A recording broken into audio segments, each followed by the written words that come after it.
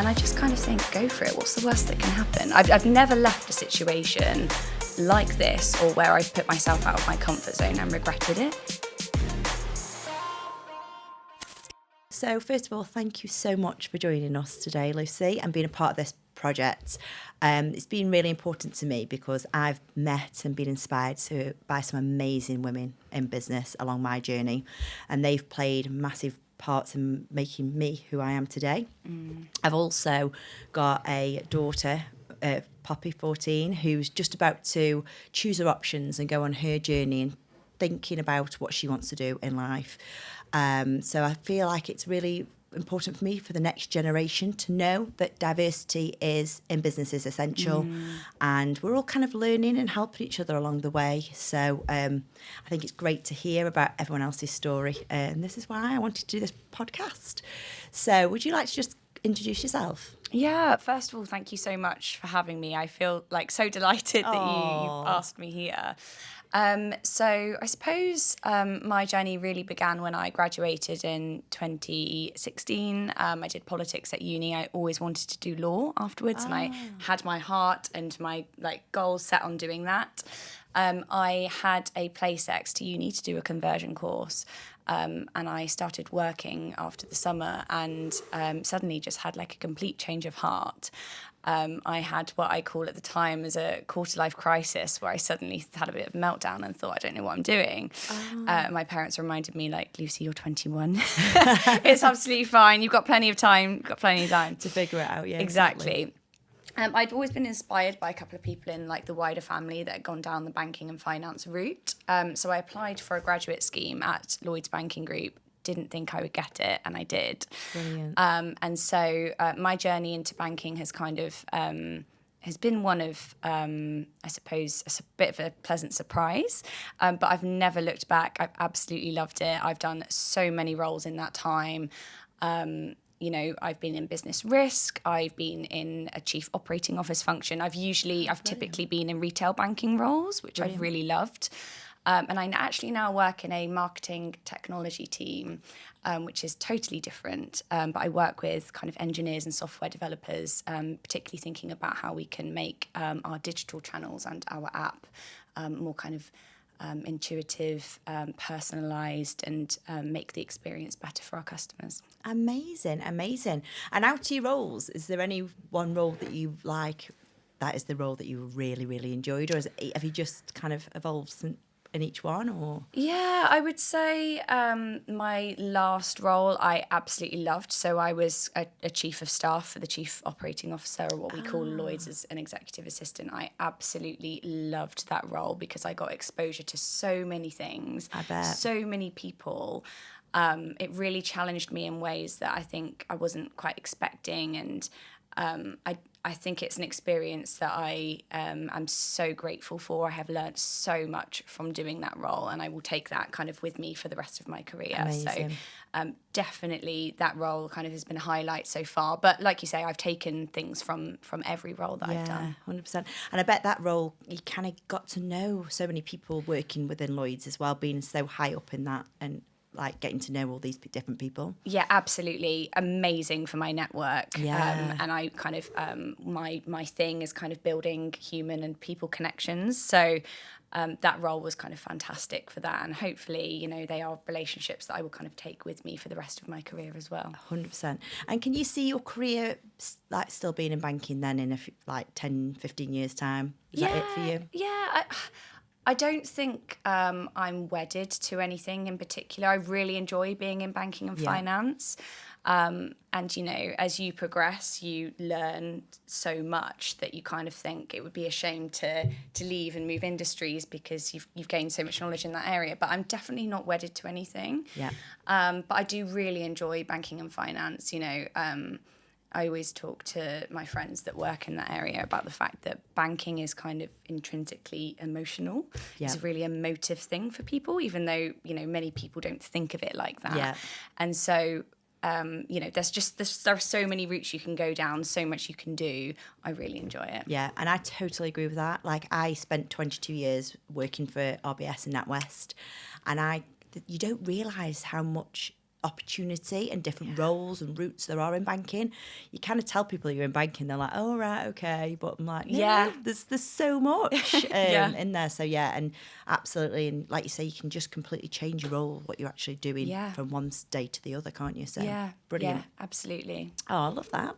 So what we'll do now is just ask you some questions that I've been asking all the other ladies to do with this podcast. So looking back at your career, has it planned or as you expected, or has it evolved more organically? I mean, we have just touched on that slightly. Yeah, no, absolutely organically. I mean, I always say, does anybody actually have a plan and stick to it? Yeah, I think there's one person actually during this podcast who've actually said Oh wow, okay, well there you go. I stand corrected. Absolutely organically. I am definitely someone that kind of doesn't like doing things or doesn't tend to do things in a particularly linear way. I'm really kind of intellectually curious. I love learning. It sounds really cliche, but I do. And so and I'm also someone that loves taking new opportunities. Yeah. So I always think kind of like roll with the punches, do things you enjoy doing. That's really, really important. But just like change is good. Change is a good thing.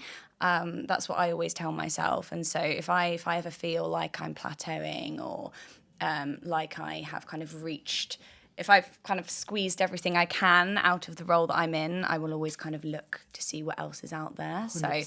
So organic in that sense, for sure. Brilliant. And I do feel like that we can learn anything. And no matter what role change, as you've just said, is a good thing. And I know some people don't like change, but I think it's the way of the world now. You have to just go with it. Yeah, exactly. I see it as a really positive thing. And there's so much to be learned from doing new things that you didn't perhaps envisage. Yeah, 100%. Which female leaders have inspired you and how have they influenced and shaped your goals? Yeah. Am I allowed to say my mum for the first 100%. One? You absolutely are. She is just kind of the most phenomenal woman, and there aren't enough kind of superlatives or positive words I can use to describe her. And again, it sounds cliche, but she has just shaped me in so many ways. I've got 2 younger sisters, and kind of the values that she has instilled in each of us, definitely has made me who I am today. I love that. And she's kind of always taught us to work hard, never give up, make sure you're financially independent. And so the things that she's taught me are kind of really, really fundamental and core to who I am. Secondly, I would say there's a lady out there called Grace Beverley. If you don't know who she is, then definitely get to know. Right. I'll Google her after. Yeah, she's a female entrepreneur and founder of several companies. Kind of most notably, she's got a sustainable women's wear brand. And she is just so inspiring, not only from what she's achieved as, at such a young age, but also kind of the values and the ethics that she upholds are really, really inspiring. And she's also incredibly driven. And she's also like a tiny bit younger than me. So I always look at her and think, okay, if she can do it, then... Yeah, absolutely. Surely I can. Yeah. Different worlds, completely different worlds. But I find her really inspiring. Definitely. And this is why I wanted to do this podcast, just because people can look up to these amazing women, such as yourself, and go, I want to be here. I know that there's definitely women included in this project that I've looked up to throughout my career. And just touching on the whole looking up to your mum and being inspired, I hope that I'm doing that for my 3 children. I'm sure you are. Yeah. This is the main point of this podcast. I wanted to make sure that my daughter knows like her values and she can do so much in life, because I think it's so important. So I love that. That's like so nice to hear. And what drives you each day, and how do you stay motivated within your role? So I would say kind of showing up. It sounds really cheesy. I need to stop saying that. But it doesn't. I think showing up as my best self, I didn't always have it, necessarily easy throughout school, but 100% I would say that has led me to be kind of who I am today. I can definitely attest my determination, my motivation, my drive to that experience I had at school. Yeah. People not necessarily believing me, kind of doubting me, has definitely made me kind of this really driven and ambitious person now. And show them that you can do it. Yeah, absolutely. Yeah. So I think, understanding my potential, kind of pushing myself, like pushing boundaries, my own boundaries, that is, testing my own kind of resilience and ability is a massive, massive driver for me. So I'd say it's all like massively innate. Yeah, I love that. And in terms of motivation, motivation is a funny one. People talk about it as if it's like always there. Some people just have it all the time and others don't. Yeah. I would say that that's a complete myth. Yeah. Motivation is something that you some people might have more of naturally, but generally speaking, I would say it's a learnt kind of skill. It's a learnt behaviour. It's something you need to tap into every day. Yeah. Discipline is actually kind of the key there, and motivation then comes after that. 100% agree. And each day is different. You feel more motivated some days than others, and I think it is just about building. You know yourself what motivates you, and you kind of have to build yourself up that day, don't you? But honestly, like I met you, didn't I, for the first time a couple of weeks ago on a Teams meeting. Yeah. And I feel like you've just got this motivation about you, even over a screen. Honestly, you do. And I just think that's like so important as well. And I think to show that you're there, you're motivated yourself, rubs off 100% on people. I think it's also about knowing what makes you tick. Yeah. So if you, like you were just saying, if you know what motivates you, if you know what drives you, also if you know what kind of saps the energy from you, you can tap into those things. It's definitely. So Absolutely. Totally agree. Have you faced moments of self-doubt or this imposter syndrome that we talk about? And how have you regained your confidence? I'm only smiling because, like, we've just right now. We've just said this before, haven't we? Yeah. Look, I think everyone faces imposter syndrome or self-doubt in moments, particularly women, but not exclusively women. Yeah. And I think just remembering that is kind of really comforting. There have definitely been times in my career where I have felt it more than others. But I think going back to that kind of like really digging deep to understand kind of why you're doing something and why you applied or went for it in the first place. So whether that's, a new job, starting your own business, running a marathon for the first time. Definitely. There is a reason you put yourself in that position to begin with. There is a reason that thought came to your mind, because deep down you know you can do it. Definitely. So I always try and remember that. And I just kind of think, go for it. What's the worst that can happen? I've never left a situation like this or where I've put myself out of my comfort zone and regretted it. Yeah. I've always come out kind of actually feeling really alive and like full of endorphins, and you get this rush. Yeah. Like, that's great. Like, that's what I'm here for. That's what we should be doing. So, definitely. Yeah. And we've just talked about this before. And like you've just said and mentioned then, you've got to get out of your comfort zone to progress. And it's just learning to do that. And like what you've just said, what's the worst thing? What's the worst that can happen, right? So exactly. I totally agree with it, you. And I've just talked about I've got to stand up in front of a room full of women, and I'm really petrified about that. And you've just kind of helped me try and put me at ease for that as well. So it's about helping each other. And I think you touched on it about women feeling more so this imposter syndrome. But I think we just talk about it more. I think we like to talk to other women about it and give each other advice, don't we? Yeah, absolutely. I think as soon as you realise that everybody, no matter whether you're kind of entry level or like a high flying executive, literally everybody has those moments of self-doubt and fear. Definitely. Like, again, that is such a comforting and quite empowering feeling. So just remember that. Like, just before you step on stage, remember that. Yeah, exactly. I will. I'll remember. Brilliant. So, and have you always felt supported by those around you, such as family, friends, colleagues? Yeah, I think I'm really lucky and fortunate to have kind of an amazing network circle of family, friends and colleagues. But don't get me wrong, I think there are moments where people won't always understand you, people won't always get kind of your decisions, and that's okay.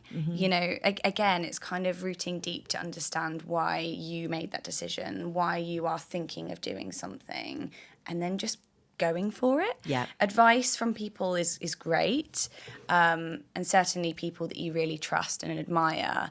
But actually, there also comes a point where you just need to trust your gut and know why you are wanting to do something or make that decision. So yes, I would say overwhelmingly, yes, I have amazing and really inspiring kind of family, friends and people that I work with that I learn from every day. Yeah.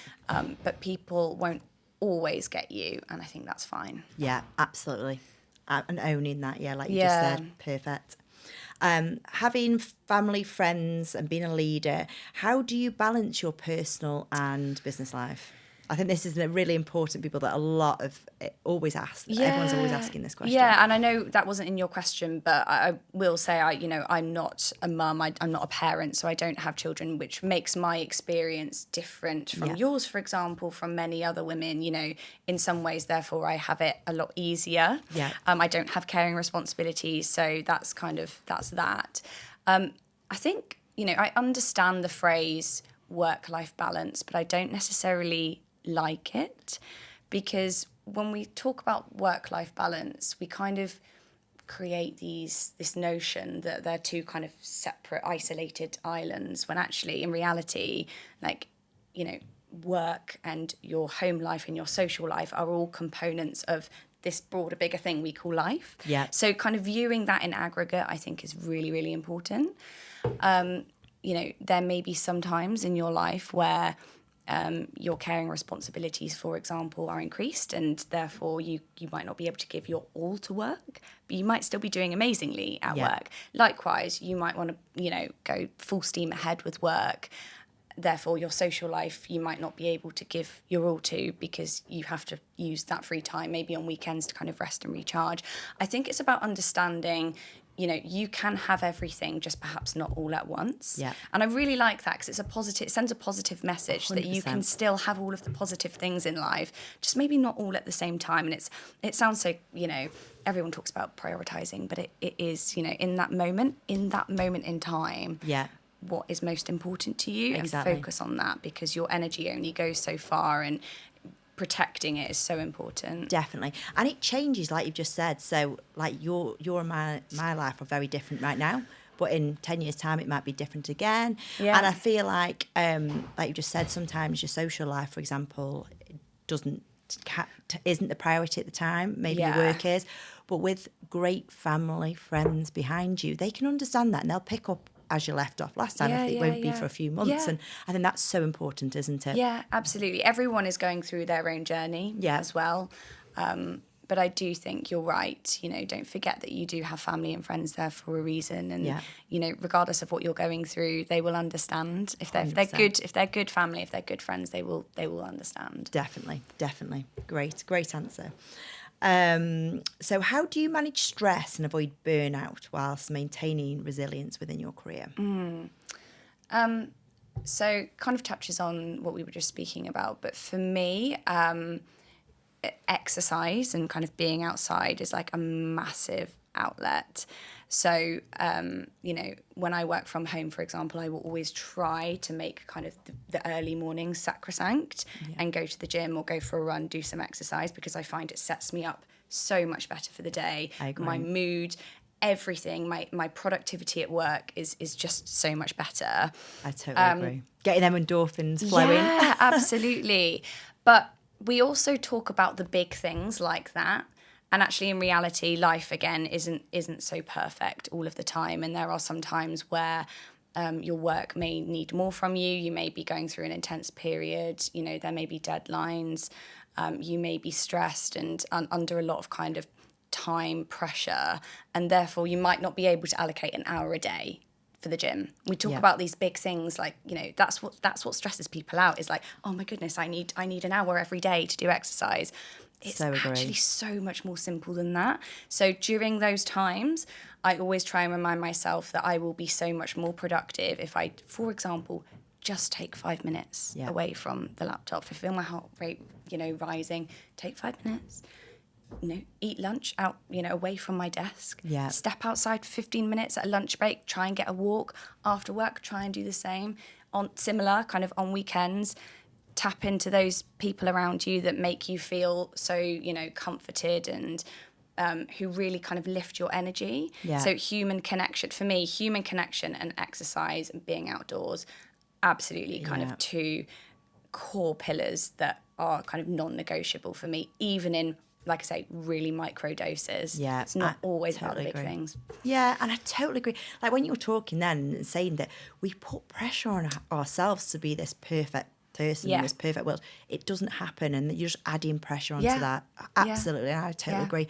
And some days, like I don't have a chance to exercise. I quite like listening to podcasts. Yes. So even just like a little podcast, a little listen, a bit of me time, absolutely goes such a long way, and it helps me just get back in the zone. Right, I can do this. Let's prioritise. Another thing I do, actually, you just reminded me, is, you know, I feel like we are so bombarded and overstimulated by technology and, you know, so many different apps, you know, Instagram, WhatsApp, Outlook, Teams, whatever it is, you know, sometimes, like, our brains are just saturated with information and distraction. I just put my phone on Do Not Disturb. That's such a good... Yeah. I'm going to try that. Put my phone on Do Not Disturb. There are so many different settings that you can choose to kind of...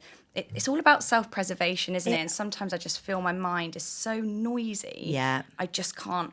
I don't want to see any more notifications. I sometimes sit down after work and I have to do life admin where I have to go through like 15 messages. So sometimes it's like, it is just that can wait till tomorrow. Yeah. You just need a bit of like you time. Not chill. everything needs to be done now. Yeah. And sometimes, I don't know about you, but I find myself falling into that trap of, I'll just respond to that. Yeah. Before you know it, the other person's responded. And also, it's not urgent. If it's not urgent, leave it. Yeah. I am definitely going to do that. Brilliant. What are the most important lessons that you've learned throughout your career, would you say? First and foremost, kind of be unapologetically authentic. Just be you, because it is so much easier. It is so much more natural, and you will shine so much brighter if you just kind of lean into your personality. I think it's really easy, particularly at the start of your career, to kind of look at people you admire and kind of want to take certain traits, adopt certain things that they do. You know, I think we can all be a bit chameleon-like at times. I know I can. Yeah. But actually, in more recent years, I've just learnt to kind of accept who I am and really kind of embrace the positive aspects of kind of my character and personality and work, and not be afraid to show them those aspects. So definitely that. Secondly, I would say seek opportunities and take them. Just seek. Go after everything you can. Like, you know, people talk about the fact that no one else can control your career. You know, you need to be in the driver's seat, and that's absolutely true. But what you will find from taking opportunities is that it kind of sets off this lovely domino effect whereby good things just start happening around you. And that's actually the case in not just at work, that's the case in so many different things in life. But I would definitely say seeking and taking opportunities for me have led to, you know, quite a few pleasant surprises. I love that. Yeah, you can't just sit there and wait for it to happen, can you? No. It's not going to happen. No, absolutely not. Absolutely not. Brilliant. I love that advice. How do you define success, both professionally and personally, would you say? Yeah. First of all, I would say kind of being happy and content with kind of where you are, where you've come, and kind of where you're going. Everyone is on their own journey. You know, some people accelerate really quickly at the beginning of their careers and then slow down a bit. Some people continue accelerating and they reach the top, and that's fantastic. Other people, you know, have a slightly slower start and then accelerate later on.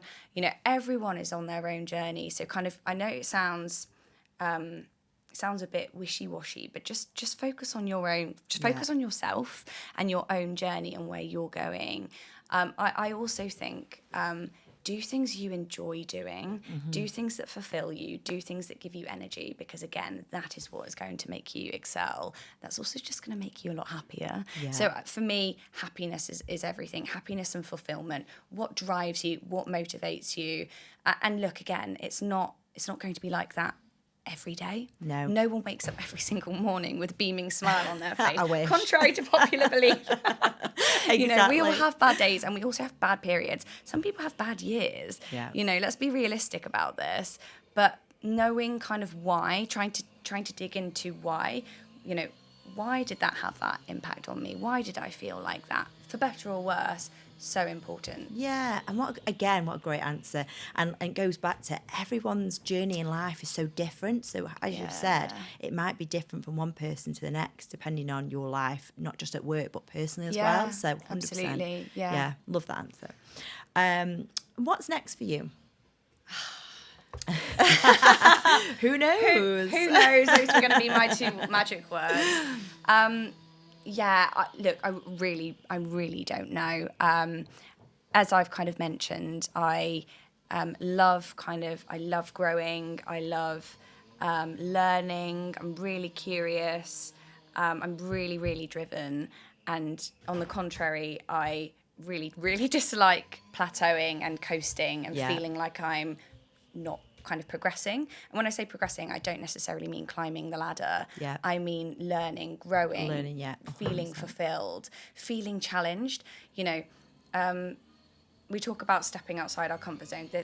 I'm doing it now, right? But absolutely those moments help you grow. Yeah. So for me, you know, really who knows? But I just know as long as I'm being challenged, as long as I'm learning, I'm kind of content and I'm happy. Yeah, definitely. Do you know what? It would be really interesting to see in like 5 years if we did these podcasts again, to see where people are, because I bet everyone has like kind of into something completely different, or they're kind of maybe in the same but doing something slightly different within the same job. Who knows? I think life's just changing, evolving all the time, isn't it? But and we can plan for things and we can say, you know, I want to be here in X number of years, but in reality, life always presents kind of wonderful twists and turns, and sometimes it makes decisions for you and you just have to go with the flow. Just enjoy it. Enjoy the ride. Totally agree. Yeah, absolutely. Great. And as you know, I've got a 14-year-old daughter who's just choosing her options at school, ready for her next step in the future. So what kind of advice would you give to her if she was sitting here today? 14 is such a tricky age for so many reasons. Yeah. I'm tricky sure you're for her mum that. too at times. Yeah, I'm sure. Yeah, I look back at when I was 14. I'm sorry, Mum and Dad. No, this is me. She's like morphing into me. I'm like, oh gosh, was I really that bad? No, I'm only joking. Yeah. No. It's such a hard age. I would say, you know, there is light at the end of the tunnel. I'm sure she's working really hard. Yeah. You know, try to enjoy it, but just know that nothing is permanent as well. So, you know, not everything goes to plan. You're not going to succeed at everything you do. Hopefully she does the best that she possibly can. Yeah. But again, I would say to her, focus on your own achievements. So that might not be the same as her best friends, you know. Everyone's journey is so different, and, you know, there are challenges kind of everywhere, you know, at every stage, at every milestone in life.